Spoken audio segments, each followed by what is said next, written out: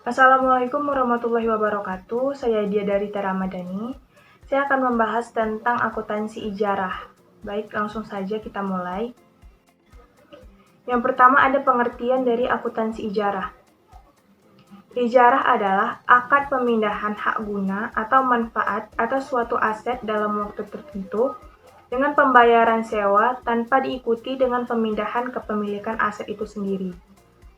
Transaksi ijarah dilandasi dengan adanya perpindahan manfaat. Jadi, pada dasarnya prinsip ijarah sama dengan prinsip jual beli.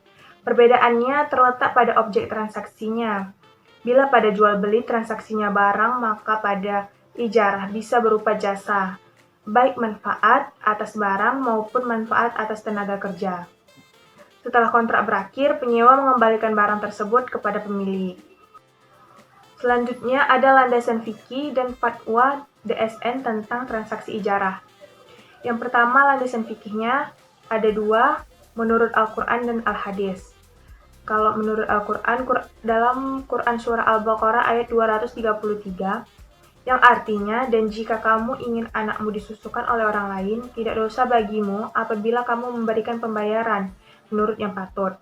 Bertakwalah kamu kepada Allah dan ketahuilah Allah Maha melihat apa yang kamu kerjakan.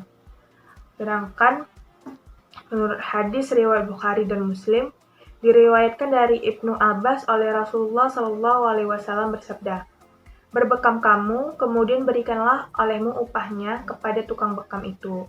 Dari Umar bahwa Rasulullah SAW bersabda, berikanlah upah pada pekerja sebelum kering keringatnya. Hadis riwayat Ibnu Majah. Yang kedua, Fatwa DSN nomor 9 DSN MUI tentang ijarah landasan syariah akad. Ini adalah Fatwa DSN MUI nomor 9 DSN MUI 2000 tentang ijarah.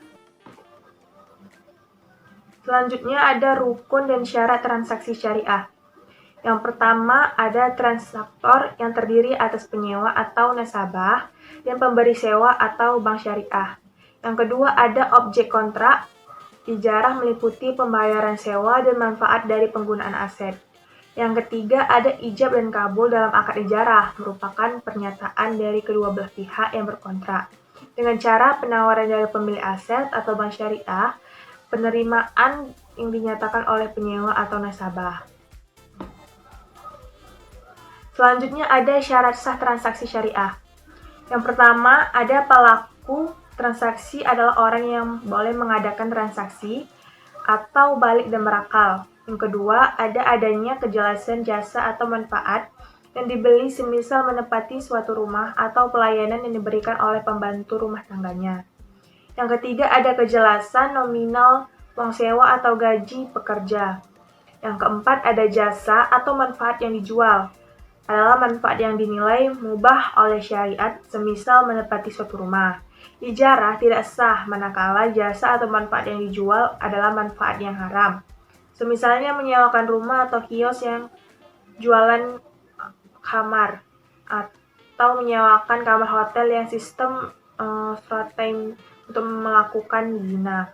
Menyewakan rumah atau dijadikan sebagai gereja atau menjual barang-barang yang haram. Selanjutnya, syarat terakhir ada jika objek transaksi ijarah adalah barang, maka diisyaratkan ada kejelasan barang yang disewakan dengan cara melihat secara langsung atau deskripsi yang jelas, dan yang menjadi objek transaksi adalah manfaat barang, bukan harganya. Barang tersebut bisa diserahkan kepada pihak penyewa, mengandung manfaat dan mubah, serta menyewakan adalah pemilik barang atau wakil dari pemilik barang. Selanjutnya ada bentuk-bentuk akuntansi ijarah.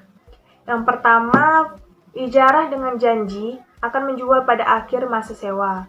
Pilihan untuk menjual barang di akhir masa sewa atau alternatif pertama, biasanya diambil bila kemampuan finansial penyewa untuk membayar sewa relatif kecil.